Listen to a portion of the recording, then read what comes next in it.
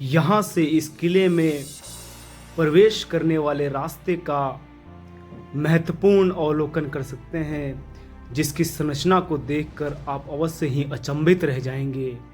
इस किले को 4 गेटों के साथ सुदृढ़ और मजबूत किया गया था, जिसके आर्किटेक्ट को देखकर आप अवश्य ही अचंभित रह जाएंगे।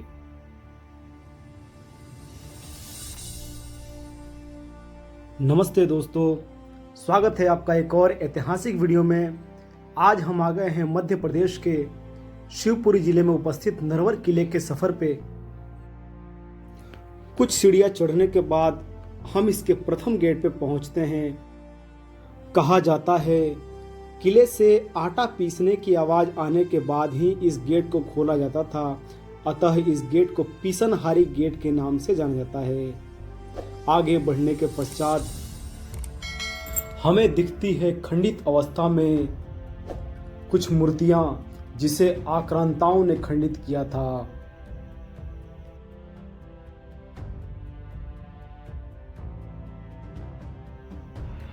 कुछ सीढ़ियां और चलने के पश्चात हम पहुंच जाते हैं इस किले के दूसरे द्वार के समीप, जहां बने हुए इन रूम के माध्यम से सैनिक इस द्वार की सुरक्षा किया करते थे। जैसे ही हम इस द्वार में प्रवेश करते हैं, हमें शेर शाह सूरी के दुर्गपाल दिलावर खां की कब्र देखने को मिलती है। अब हम आ चुके हैं इस किले के तीसरे दरवाजे तक, जहां से प्रवेश करने पर हमको इसके प्रांगण में ये छोटे छोटे रूम दिखाई देते हैं, जिसके अंदर कभी सैनिक बैठकर इस किले की कड़ी सुरक्षा किया करते थे। कुछ सीढ़ियां और चढ़ने के पश्चात हम पहुंचते हैं इस किले के सबसे महत्वपूर्ण और मुख्य द्वार पे, जिसे हवा पौर के नाम से जाना जाता है। जमीन से अधिक ऊंचाई होने के कारण यहाँ हर ऋतु में ठंडी हवा आया करती थी, अतः इसका नाम हवा पौर रखा गया। मराठों के नरवर विजय से पूर्व इस दरवाजे का नाम गौमुखी दरवाजा था।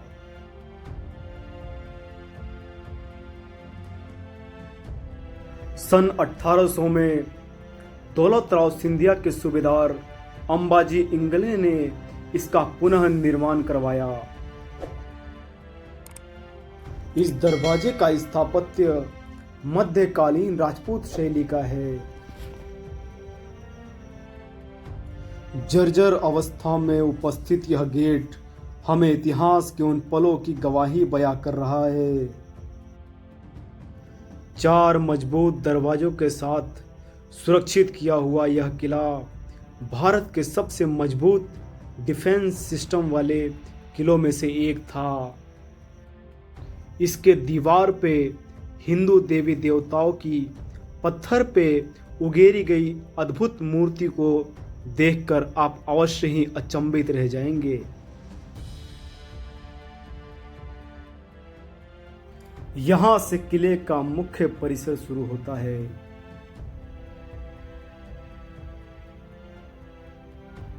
यहां प्रवेश करने के पश्चात आपको सामने ये जो 2 मंजिला इमारत देखने को मिल रही है, इसे कहा जाता था छीप महल या चंदन छीप महल।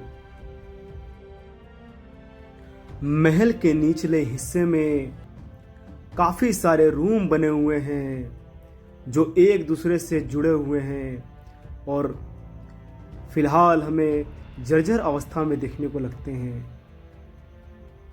उस जमाने में इन कमरों का उपयोग राजा के कुछ खास लोग किया करते थे। चलिए लिए चलते हैं आपको इस महल के ऊपरी हिस्से में।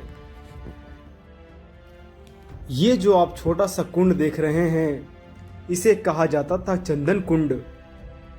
इसमें चंदन की लकड़ी को घिसकर पानी में घोला जाता था तथा नगर के सैनिकों को बुलाकर यहाँ रोज चंदन का टीका किया जाता था।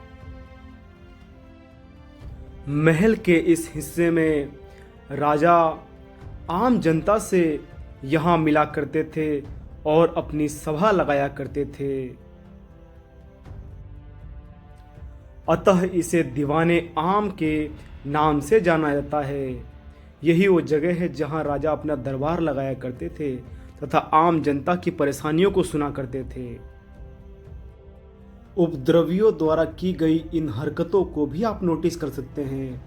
कई विदेशी पर्यटक यहाँ घूमने के लिए आते हैं, अतः इसे देखकर भारत की क्या छवि उनके मन में चिन्हित होती होगी, इसका भी आप अनुमान लगा सकते हैं।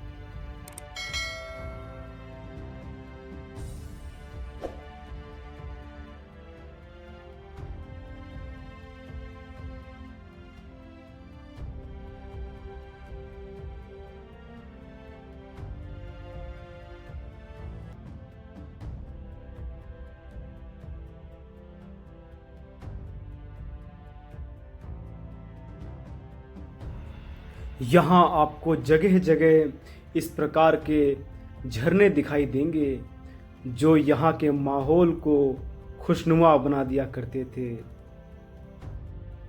थोड़ा आगे बढ़ने पर आपको दिखाई देगा लदाऊ बंगला। रियासतकालीन समय में यहाँ फल, सब्जियां और अनाज की मंडी लगा करती थी। लदाऊ बंगले के इस परादरी को पत्थर के ऊपर बेहद खूबसूरत नक्काशी करके बनाया गया है। अंदर उपस्थित इन आलों का उपयोग विभिन्न प्रकार के सामग्रियों को रखने के लिए किया जाता था।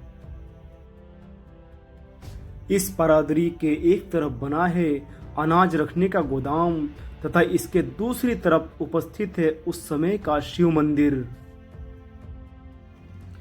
इसके अंदर प्रवेश करने पर हमें देखने को मिलते हैं बने हुए अलग अलग प्रकार के रूम, जिनका उपयोग उस समय खाद्य सामग्रियों को स्टोर करने के लिए किया जाता था तथा यह गोदाम एक बड़े प्रांगण के साथ काफी सारे रूम से जुड़ा हुआ है, जिसे देखकर यह मालूम पड़ता है कि उस समय इसमें कितना सारा अनाज स्टोर किया जाता होगा।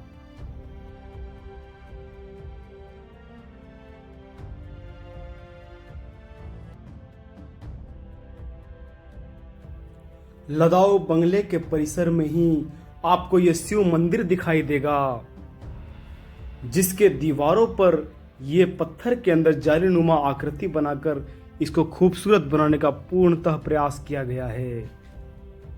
वर्तमान में तो यहाँ कोई मूर्ति स्थापित नहीं है। चलिए लिए चलते हैं अब आपको इसके सबसे ऊपरी हिस्से में, जहाँ हम इस मंदिर के कुछ और हिस्सों को एक्सप्लोर करेंगे। यहाँ बने हुए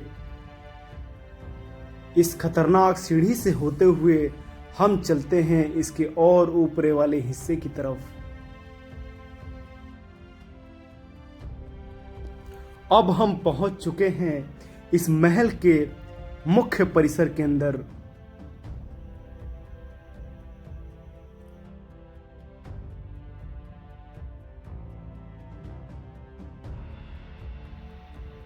यहाँ उपस्थित इन झरोखों के माध्यम से नरवर का एक बेहद खूबसूरत नज़ारे का आनंद लिया जा सकता है।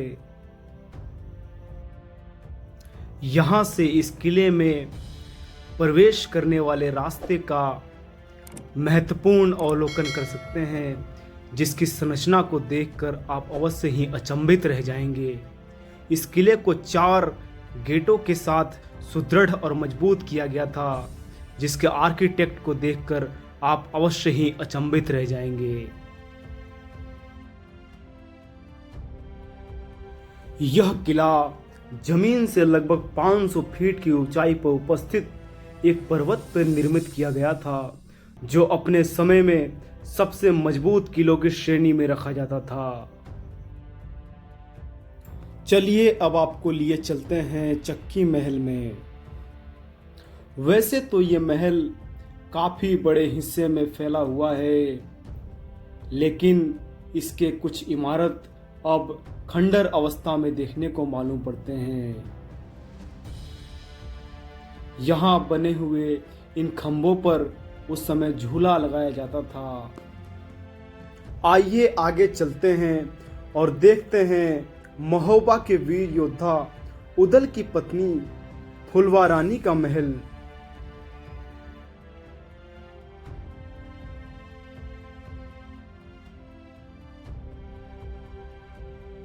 कहा जाता है फुलवा रानी इसी गेट से इस महल में प्रवेश किया करती थी।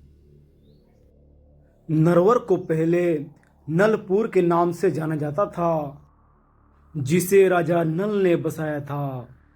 10वीं से 12वीं शताब्दी के मध्य यह किला प्रतिहार राजाओं और बाद में परिहार वंश के अधीन था। 14वीं से 16वीं शताब्दी के मध्य तोमर राजपूतों ने इस किले पर शासन किया। यह किला राजा मान सिंह तोमर के समय काफी प्रसिद्ध हुआ। 16वीं से 19वीं शताब्दी के मध्य मुगल बादशाह बाबर और अकबर के समय यह किला मुगलों के अधीन आ गया। तत्पश्चात यह किला मराठा शासकों, विशेष रूप से सिंधिया राजवंश के नियंत्रण में आ गया।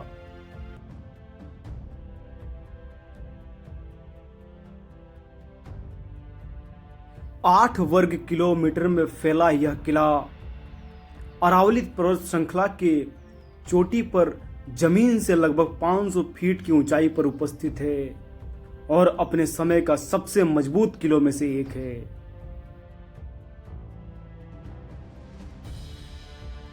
आपको हमारा यह प्रयास कैसा लगा हमें कमेंट करके ज़रूर बताएं। वीडियो पसंद आई तो वीडियो को लाइक करें और चैनल पर नए हैं तो सब्सक्राइब करके हमारे आत्मविश्वास को बढ़ा सकते हैं।